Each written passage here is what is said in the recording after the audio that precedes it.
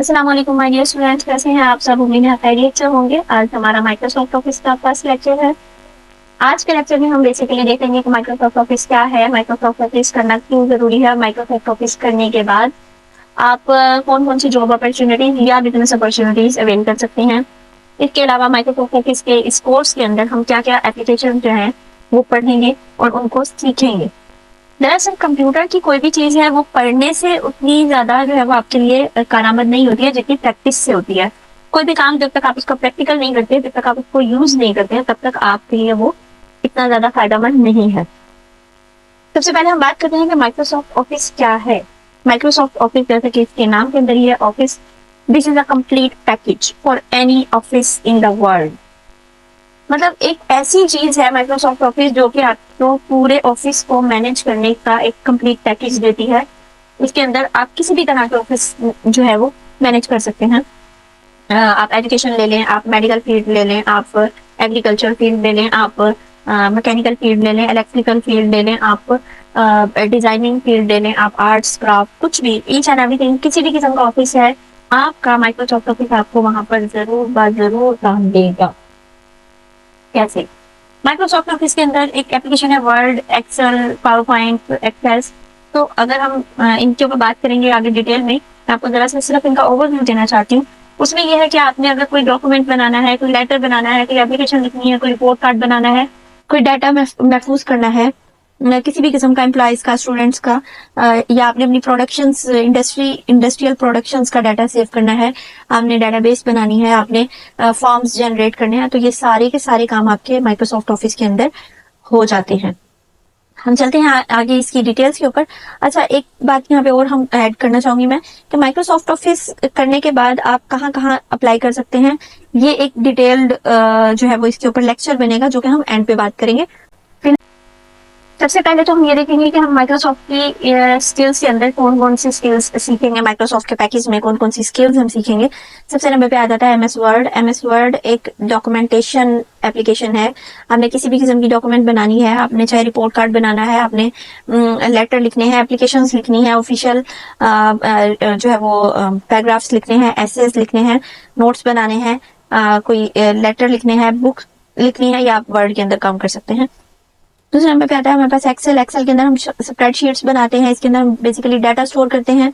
इसके अंदर columns and रोज वगैरह चीजें होती है, टेबल बने होते हैं जिसके अंदर हम अपना डाटा स्टोर कर सकते हैं डेट वाइज। इसके अंदर हम अपना डाटा सेव कर सकते हैं, स्टूडेंट्स का, एम्प्लॉयज का, उनकी सैलरीज का, स्टूडेंट के रिकॉर्ड रखे जा सकते हैं। इसके बाद हमारे पास आता है power point. Power point basically एक प्रेजेंटेशन एप्लीकेशन है जिसके अंदर हम प्रेजेंटेशन बनाते हैं।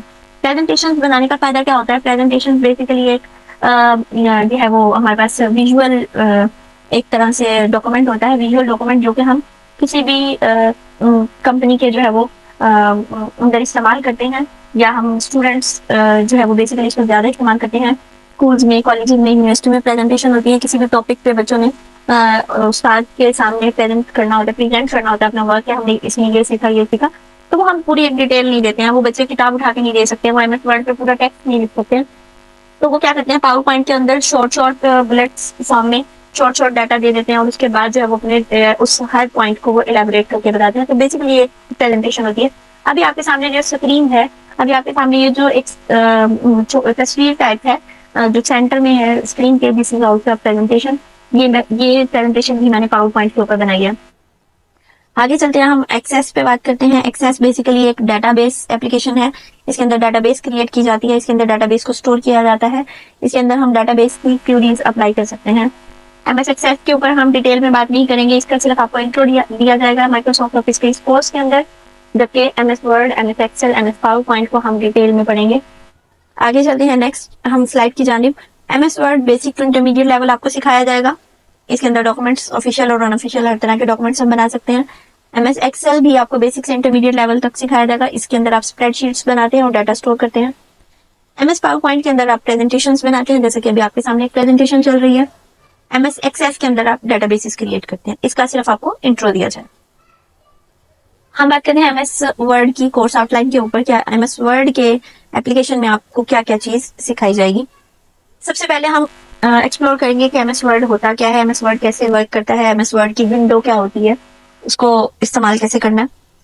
उसके बाद हम इसके अंदर एडिटिंग और प्रूफ रीड टेक्स्ट, इसके अंदर आपको बताया जाएगा कि आपने इसमें टेक्स्ट लिखना कैसे है, टेक्स्ट को एडिट कैसे करना है, टेक्स्ट को प्रूफ रीड कैसे करना है, इसके अंदर कोई एरर है, मिस्टेक है, उसको दूर कैसे करना है, ये सारी चीजें हम इसमें पढ़ेंगे। उसके बाद है changing the look of text, इसके अंदर हम टेक्स्ट की जो फॉन्ट है, फॉन्ट स्टाइल है, फॉन्ट कलर है, फॉन्ट साइज है, इन सब चीजों को देखेंगे। मतलब प्रॉपर एक सामने जो हमारे टेक्स्ट लिखा हुआ है उसको हमें किस तरीके से एनहांस करना है।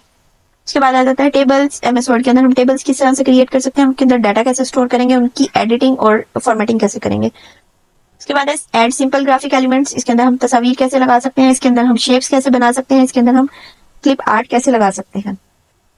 इसके बाद आ जाता है last but not the least, preview, print and distribute documents. हमने एक डॉक्यूमेंट बना लिया है, अब उसको हमने प्रिंट भी तो करना है ना, अब हमने उसको किसी के साथ शेयर भी करना है। ऐसा तो नहीं होगा कि हम वर्ड की एक एप्लीकेशन यूज कर रहे हैं, उसके अंदर हमको डॉक्यूमेंट बना रहे हैं, तो वो हम अपने लिए तो नहीं बना रहे, हम अपने लिए भी बना सकते हैं, लेकिन हम उसको कहीं ना कहीं यूज करना चाहेंगे, तो उसके लिए हमें उसको प्रीव्यू करना पड़ेगा, प्रिंट करना पड़ेगा एंड डिस्ट्रीब्यूट करना पड़ेगा। ओके स्टूडेंट्स, नेक्स्ट हमारे पास आ जाता है एमएस एक्सेल। हम एमएस एक्सेल की कोर्स आउटलाइन में आपके साथ शेयर करती हूँ मैं कि हम एमएस एक्सेल में क्या चीज सीखेंगे।